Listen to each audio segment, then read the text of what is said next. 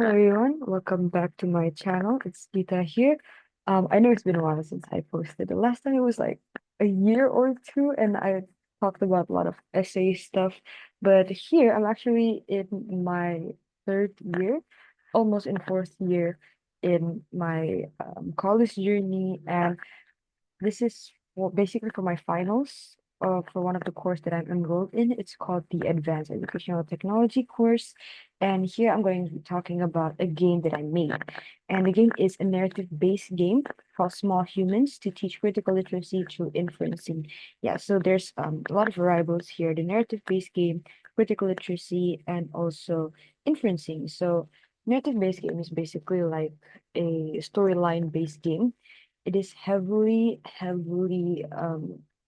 focused on the exploration of the storyline rather than, the navigation of the characters and the movement of the characters itself.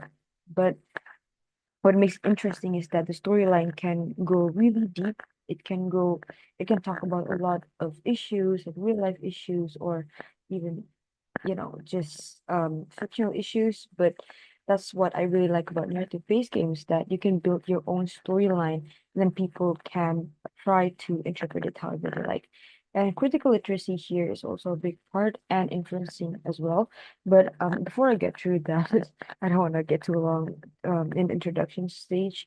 So I'm just gonna go on to the next slide, which is the design process. Yes. So first, I'm going to be talking about how I made the game, who is it for, what's the purpose of the game, and how does it, what does it look like?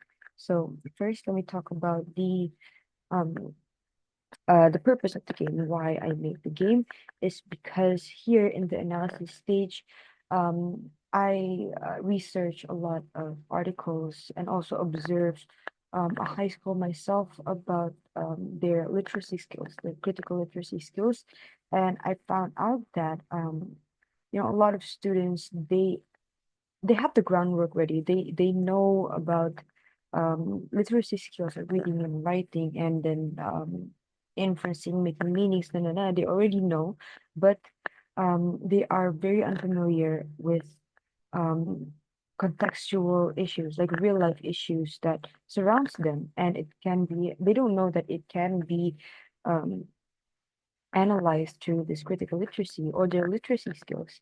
They always thought that, literacy skill is just means that you can read books fast, or maybe you can interpret a book. But, literacy is more than just for books. And that's why I made this game.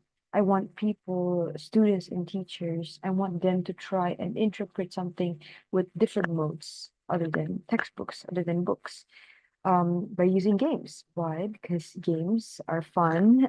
Everyone loves games, and I try to make it as easy as possible and focusing on the storyline rather than points or alterations of the character, alterations of the storyline, and vice versa. Because I want them to focus on just that storytelling aspect. And here earlier I mentioned about critical literacy as well. Critical literacy is basically the notion that students need to be able to examine, to analyze, to question, and even to argue about the text. And text here, again, it can be anything. It can be games, it can be music, it can be painting, it can be like everything, basically everything that serves a meaning. So they can try to challenge the argument that the author is trying to put out with their own thoughts, with their own opinions and arguments about the text. For example, um, some might say that this text means this, but then another student will say, no, this is actually not what it looks like. It looks like na na na na. Na." So that kind of argument is encouraged in critical literacy because there is a non-neutral view of the text. So it's not neu- it's not neutral. There's no, it's not picking a side. It's not cherry picking. Students can express everything they want as long as it's related to the text and they can reason it well. And here I also put FDCL, that is the four dimensions of critical literacy. So why I put it here is because FDCL is basically an amalgamation of other concepts in the critical literacy, because critical literacy is a big topic to talk about. It's a really big, how can I say this? It's a really big like area. And through FDCL here, we can talk about the aspects that we can focus on when we're trying to teach this skill, this concept to students. The first one is disrupting the commonplace. It talks about how students will question the daily routines, the quote unquote normalized routine in the environment or in the texts that are presented to them. And they will try to see, oh, I think there's something wrong with this, or I think this is not right. We can try to argue it, then like that. The second one is integrating multiple viewpoints. This one talks about how they can view other people's perspectives and try to sympathize with what they're going through, because critical literacy is actually made for the marginalized people. So through the FDCL, they can try to see from their point of view other than themselves. Third one is focusing on social political issues. Yes, this is important because everyone, including students, kids, they are situated in a socio-political world, and it's inevitable. They need to be ready for any political issues that are presented in their surroundings, or maybe in social media, in other people, and they need to try to engage with those kind of issues in real life, not just what is presented to them in text. The next one is taking action and promoting social justice. Yes, so this is the action part of the dimension. They can try to create campaign, whether it be through posters. They can also try to make a game, or just to try to speak out about these issues that are presented to them. So that's basically the purpose of why I'm trying to make this game and the overall concept of critical literacy. Next one is my target. So this is my target. It's for high schoolers. And then, like I said before, they're equipped with basic literacy skills such as reading comprehension and making inferences through text. This is just to make it easier for the teachers if they want to use this um what do you call it, this game.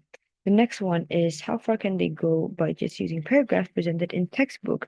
Because a lot of high schools, they actually only use one material, and that is the textbook. And I've tried to use other mediums as well when I taught in high school, and they said that they enjoyed it more than the books. The next one is they're unfamiliar with multimodal activities. So yeah, again, similar to the previous point, so they lack activities that focus on different materials. Um, they it's not common for them to try and interpret a painting, try to interpret news or the title of the news. So they don't really know, they're not really experienced with those kind of um, teachings. And this game will encourage that more. The next one is the design.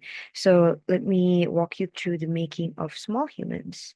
So this is for the preview of the small humans. This is the demo version, so it's still the first chapter. I haven't developed the second and the following chapters, but yeah, this is what I presented to the students. Here's the cover. Small humans, the bird is free with, but the fish is caught in the net, and there's the play button here. So I want them to try to interpret these first before getting into the maps. There are um three maps, I think. In the first chapter there are three maps. This is the first one. Hello, I am a small size of an ant. Is the main character, and basically how it works is just they just click through these objects, these arrows, and then it will show a dialogue. this is what it looks like without the dialogue. So they can try to press this hat, they can try to press the water, this water here, and there will be like a dialogue like this. Okay, so this is the development stage. There were some reviews from SMEs, from the social media experts, and the potential users that participated in the development stage. And also my lecturer, I also asked for his um, opinion on the game. So these are the results. So I use Lori. Lori is basically to measure the quality, the learning goal, feedback, and etc. You can see it here. And this is from the social media expert. So if you can see here, most of them are still in the high points. The content quality, presentation of ideas is high, learning goal is high, and feedback. This is four, and the motivation is high, presentation, interacting usability, accessibility. Now, this is where it gets kind of low from both. And I assume that that's because there were no instructions in the game. And so everything was made to be done verbally, like the instructions and how to play. But again, of course, if I would want to send it to teachers, there still needs to be some instruction page. So I agree with this interaction usability and accessibility. Um, I believe that because of the lack of audio, it does not accommodate the disabled and mobile learners. So it would be more beneficial if there's the audio for it. And then this is from the potential user. So this is quite similar. You can see the five, and here it goes down to the interaction and then the accessibility, and also the presentation is still pretty good here. Um, I believe it's for the same reason. The usability and accessibility is because there were no instructions beforehand, and so even though it can be done verbally, but for teachers who would want to um, try and to use this game for their lessons, there needs to be instruction. So I do agree with their scorings. The next one is the implementation. So what I did was to have online sessions with three students. This is one-on-one, so individually, for 40 minutes because that's the Zoom time limit. I tried to make use of the available time. And this is a screenshot from one of my students. I censored the name because of consent reasons, but they all agreed to be their data to be used in this this video. So the target is still the same. They're from high school, but I think to be more specific, they're from a military funded high school. And then, yes, I've taught them before. I've observed them before for 2 weeks. And I've tried using multimodal activities, other than the textbook. And they all had a really positive review of using other mediums to learn English. So they learned mostly through textbooks before I came to teach them, and they said that it was helpful, but it wasn't fun. It wasn't interactive, and they would rather want to have English learning like this, like interpreting something, and try to make use of the medias in real world. Like for example, when I taught them in their class, I introduced Harry Potter, like Harry Potter, and the controversy regarding J.K. Rowling as the author, and how she is as a person and how the media perceives it. So I use a similar learning style because I knew that they are interested in those kind of English teachings. So yeah, I tried to use this game, and I had a lot of feedback from them. I got a lot of suggestions and feedback from them, and throughout the 40 minutes, um, they were really interactive with the game. I'm assuming it's because it's one-on-one, so I had more time to ask them in depth about the game. First, in the cover, I think you guys remember that there's a quote, the bird is free, but the fish is caught in a net. So most students, most students that I taught here in the Zoom meeting, they all focus on the quotes first before going into the game. They focus on the title, they focus on the quote, and they try to make meaning of it. One student thought about the changing letters in small humans, because in the word small, the capital letters kind of switch. And then one of the students, they thought that, oh, it represents the development of the main character, or maybe how the main character grew into maybe a better person, or a not so small human, something like that. And I believe that those kind of interpretations is one of the main points um of how this game is supposed to be used. But basically, that's about the findings that I have according to the implementation. This is the evaluation that I have from the students. Now, these are just like the numerical version of the suggestion that I have, because when I did the Zoom meeting with them, I also asked about their feedbacks and what would they change. Was it helpful for them, and etc. And that's just like the qualitative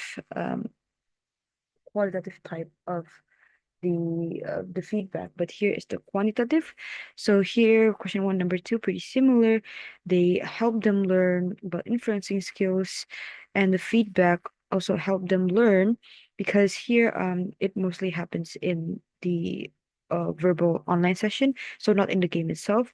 But yeah, they agree that it helped them learning about inferencing skills, because they need to see all of the modes of the characters and the dialogues, the text, and try to inference what they could mean.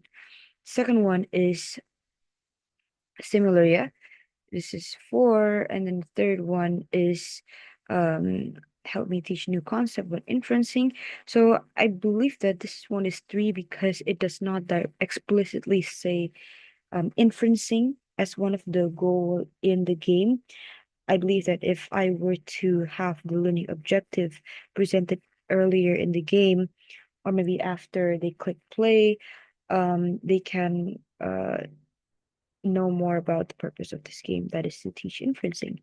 And the next one is help me learn about inferencing. Yes, a lot of them, or two of them, because I only um examined two responses. Yes, they agree that overall it helped them learn about inferencing.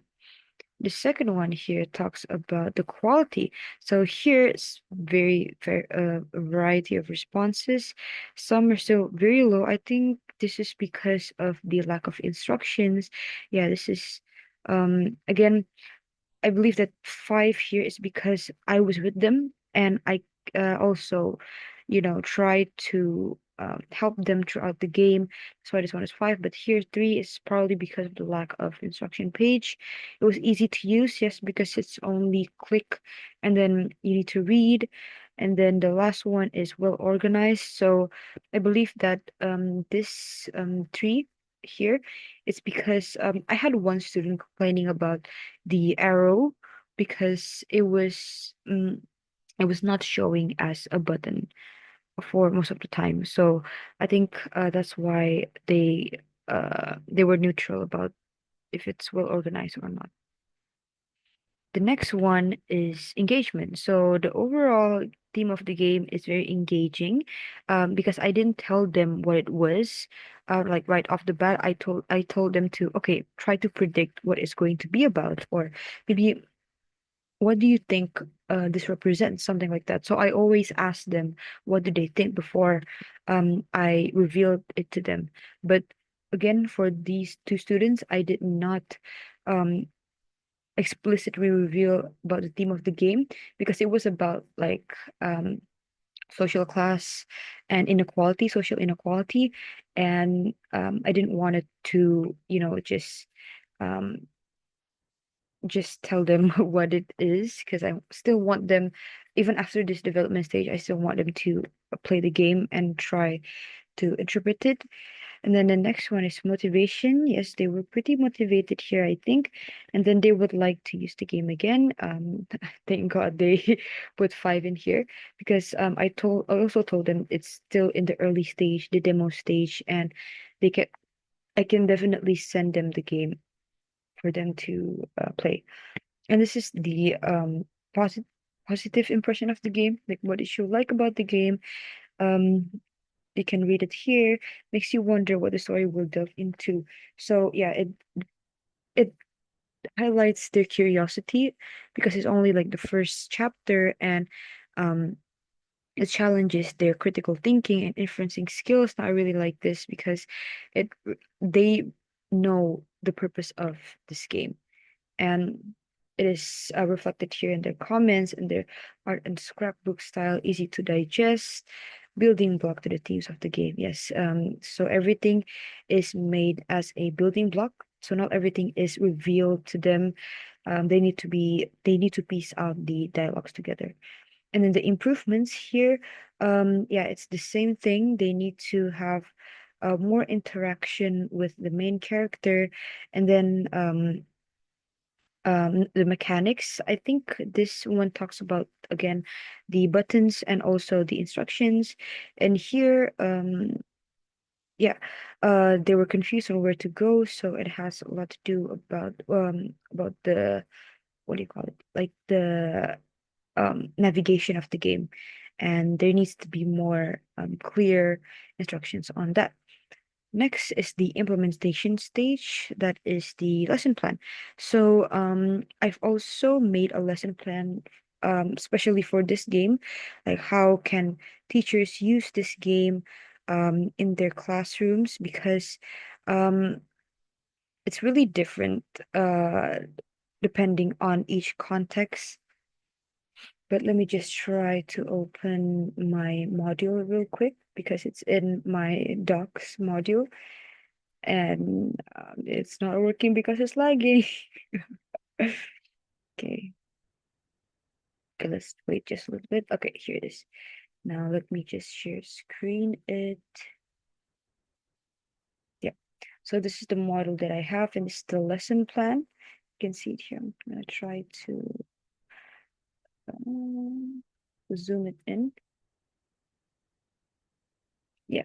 So this is what I have in mind, especially in how I would like to teach this this game to students. So social inequality, and it's for B1. It's for B1 until B2, I think, because the language used here, it's very metaphorical, but it's not it's easy vocabularies, but they're very metaphorical. So B1 until B2 is supposed to be B2 here, and then grade 10 to 12, I think it's supposed to be 12, because um grade 12 students, most of the time they are more engaged with critical thinking skills. So I want to test it with this game. And the learning outcome is that they will demonstrate four critical literacy dimensions. The first, like the viewpoint, multiple viewpoints, disrupting the commonplace, etc., through inferencing skills. So inferencing skill is still a big part of this. From the visuals of the game, the monologue, the character design, the storyline, etc. And the assessment would be a journal entry. This is just basically to get the responses. And this is the sequence of the activity here. Everything here will remain in a 45-minute time allocation. So for the pre-activity, here I want the teachers first to introduce the lesson and the game, because a lot of these high schoolers are not familiar with gamification or like learning through games. So they need to know why they're trying to play this game in a lesson. And they can also have a small talk here, maybe talk about some examples of similar games, like similar story-based or narrative-based games. Look at the Literature Club, The Last of Us, and Mouthwashing. Here, when I tried to ask them this in the Zoom meeting, they were all they had like a background knowledge of what the game is going to be like because I asked them that. And so the next one would be Yeah, tell them it was heavily inspired. This is just actually just a yapping session a bit because I want them to kind of, relate to the game and relate to and relate to me when I and why I wanted them to have this like a gaming session. This is just for like a little bit of closure. And then tell them that you're gonna focus on asking questions and answers. So yes, basically the whole point of the class is question and answers, just questioning, and they can give their thoughts. So the first one, it starts with the title of the game and the game cover, the cover of the game. So you can ask them a few stuff. So teachers can present the game first, especially in the cover part, and then they will ask, what do you see? What do you think? There's only one human there. Why is he alone? Do you think being alone is a good thing sometimes? So this is where they will try to reflect. And why is the title Small Humans? Any idea of why it is worded that way? Again, asking them their opinions. And then I have the background knowledge, as that is to build their knowledge. Now we're going to give you some game to give you the game, sorry. Yeah, so after asking and presenting the cover, they can try to play the game by themselves. That is only the first chapter. And then you can give them like about 5 minutes to do this. It's not really hard to piece out all the informations because it's only in the first chapter. After that, you can discuss the findings. Anything that interests, what are the things that you notice?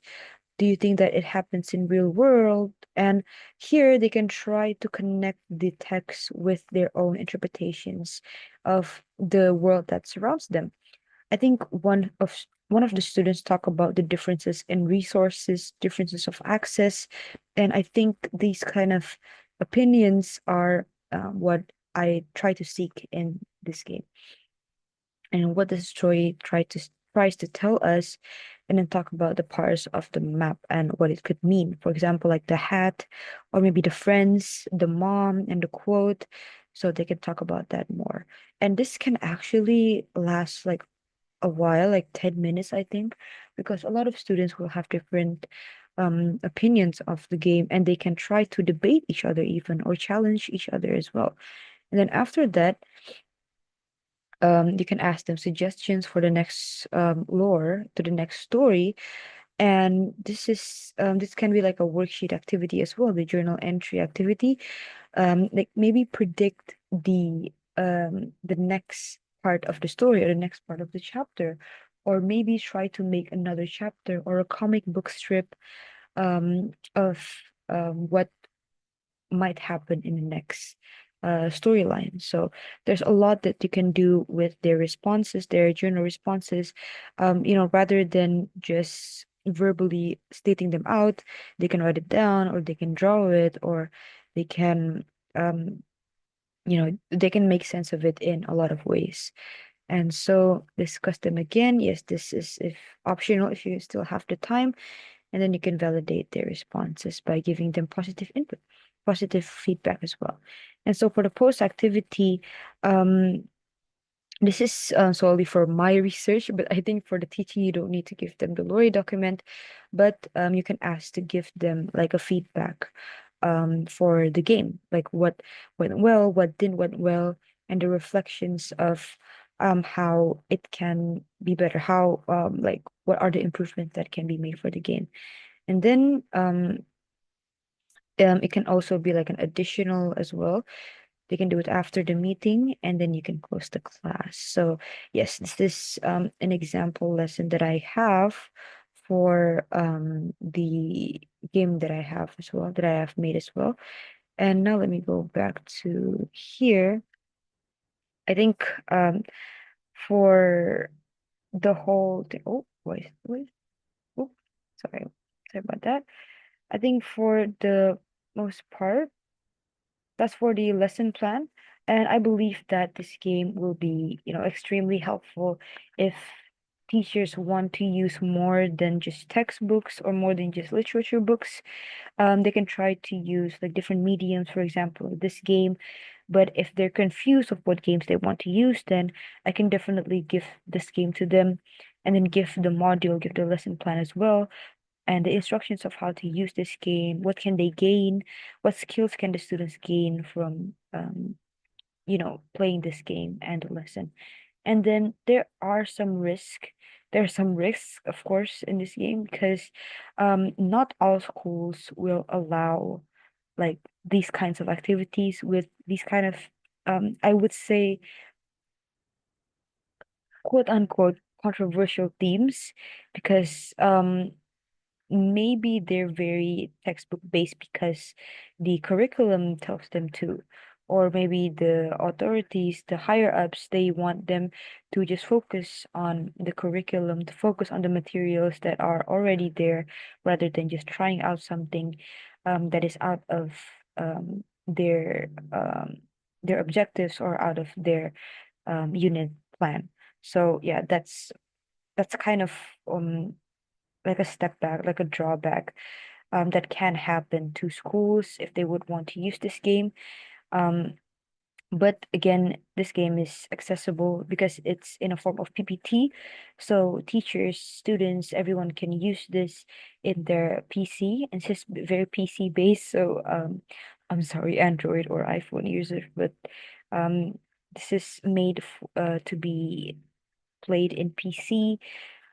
So yeah, they would need to have like a tablet or a PC to run this game. And I think other than that, I'm practically done with my presentation. So thank you so much for tuning in, and I hope you will keep staying tuned, stay tuned for more of Small Humans because it's still in early development stage. I will update more if the game receives more feedback or maybe the game reaches the finishing stage or the polishing stage. Thank you so much for being here until the end of the video. I know this is a very long video, so thank you for still listening, and I hope to see you later in the next video. Bye bye.